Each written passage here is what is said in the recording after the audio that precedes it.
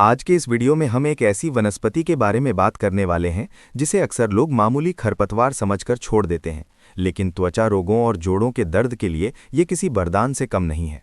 ये दिव्य पौधा भयंकर से भयंकर और पुरानी दाद को केवल एक दिन में सुखाने की अद्भुत क्षमता रखता है।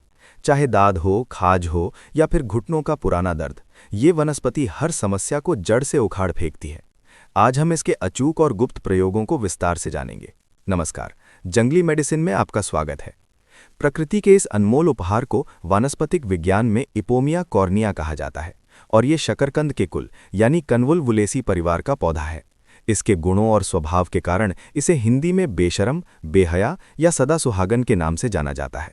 मराठी में इसे बेशरम और गुजराती में नफाट कहा जाता है। आयुर्वेद के ग्रंथों और स्थानीय चिकित्सा पद्धतियों में इसके कई नाम मिलते हैं। इसे बेशरम या बेहया इसलिए कहा जाता है क्योंकि ये पौधा किसी भी विपरीत परिस्थिति में बिना पानी और बिना खाद के बड़ी ही तेजी से फलता फूलता है। सुश्रुत संहिता और भाव प्रकाश निघंटू जैसे प्राचीन ग्रंथों के आधार पर इस वनस्पति को कुष्ठघन यानी त्वचा के विकारों को दूर करने वाली और शोधहर यानी सूजन को मिटाने वाली माना गया है। इसके आयुर्वेदिक गुण कर्मों की बात करें तो इसके रस तिक्त यानी कड़वा और कसाय यानी कसैना है। इसका गुण लघु और रुक्ष है, यानी ये पचने में हल्का और शरीर में सूखापन लाता है। इसका वीर्य यानी इसकी तासीर बहुत गर्म है और इसका विपाक कटु यानी तीखा होता है।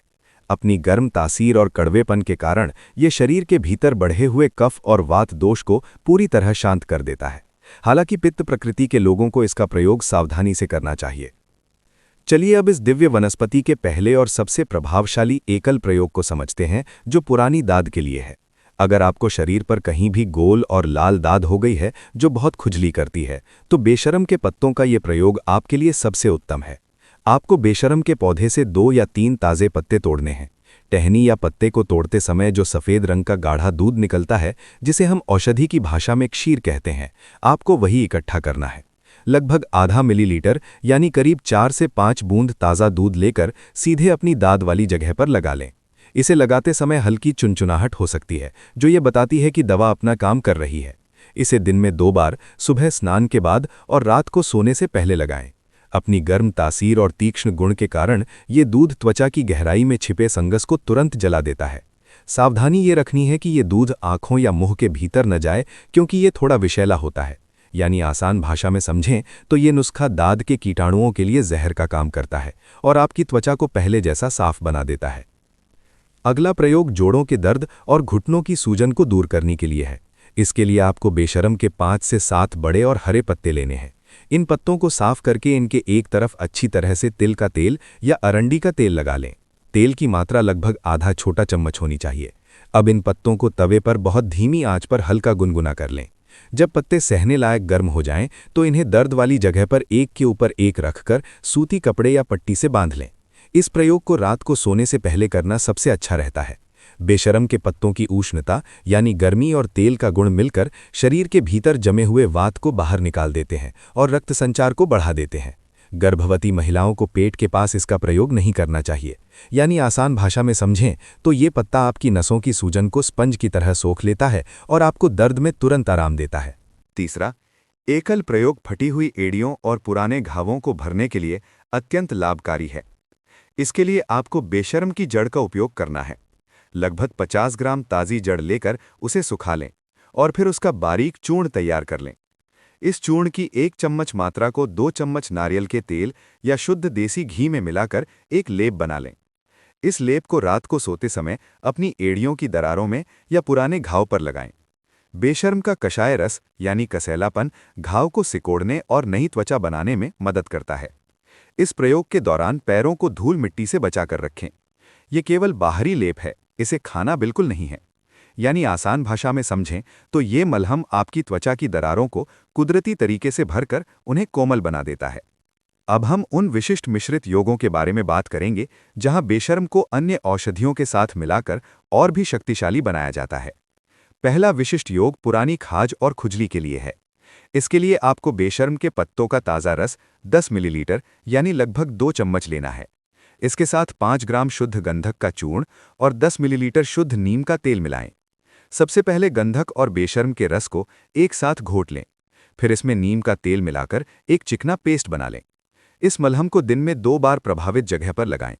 नीम और गंधक दोनों ही कीटाणुनाशक हैं, और जब ये बेशर्म के साथ मिलते हैं तो ये मिश्रण भयंकर से भयंकर संक्रमण को खत्म कर देता है। इस दौरान अधिक मीठा और खट्टा खाने से परहेज करें। यानी आसान भाषा में समझें तो ये योग त्वचा के संक्रमण को जड़ से उखाड़कर आपकी खुजली को हमेशा के लिए शांत कर देता है। दूसरा योग है वातनाशक सिद्ध तेल, जो गठिया और सायटिका के रोगियों के लिए किसी वरदान से कम नहीं है। इसे बनाने के लिए आपको 100 मिलीलीटर तिल का तेल, 50 मिलीलीटर बेशांत के पत्तों का रस, 10 ग्राम लहसुन की कलियां और 5 ग्राम अजवाइन की आवश्यकता होगी। लोहे की कढ़ाई में तेल गर्म करें और उसमें लहसुन और अजवाइन डाल दें। जब लहसुन काला पड़ने लगे तब इसमें धीरे धीरे बेशर्म का रस डालें और तब तक पकाएं जब तक कि केवल तेल शेष रह जाए। इस तेल से जोड़ों की मालिश करने से पुरानी जकड़न खुल जाती है। मालिश के बाद उस हिस्से को ठंडी हवा से बचाएं। बेशर्म और लहसुन की गर्मी हड्डियों के भीतर तक जाकर वात को नष्ट करती है। यानी ये तेल आपके शरीर के जाम हो चुके जोड़ों के लिए एक बेहतरीन चिकनाई का काम करता है। तीसरा योग सिर की रूसी और फंगल इन्फेक्शन के लिए रामबाण है।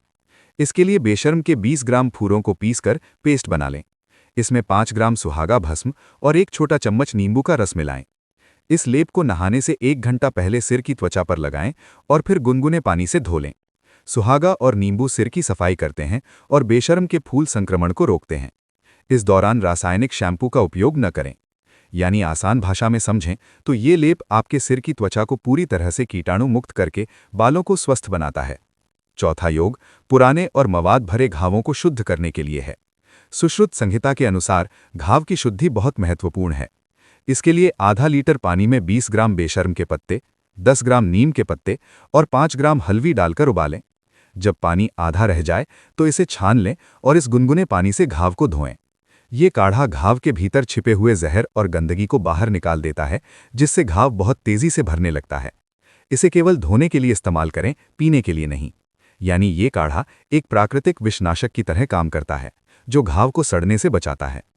पांचवां और अंतिम योग जहरीले कीड़ों या ततैया के काटने पर होने वाली सूजन के लिए है। इसके लिए बेशर्म की जड़ का ताज़ा रस 10 मिलीलीटर लें। इसमें 5 ग्राम काले तिल का पेस्ट और 1 चुटकी सेंधा नमक मिलाएं। इस लेप को काटने वाली जगह पर तुरंत लगा दें।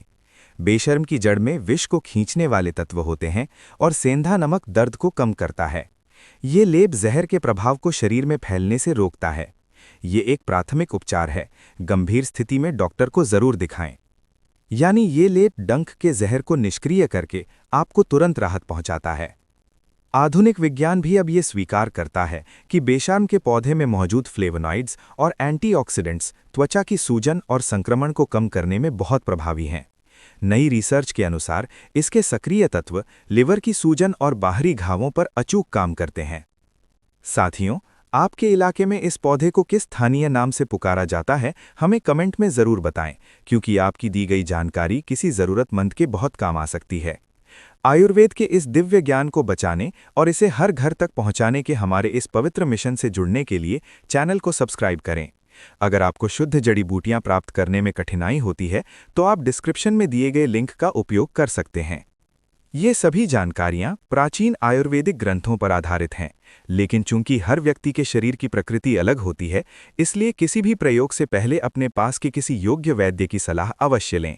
हमें ज़रूर बताएं कि आप अगली वीडियो किस बीमारी या जड़ी बूटी पर देखना चाहते हैं। हम आपके हर एक कमेंट को बहुत ध्यान से पढ़ते हैं। भले ही सबका रिप्लाई ना कर पाएं, लेकिन आपकी राय हमारे लिए सबसे ऊपर है। जय आयुर्वेद।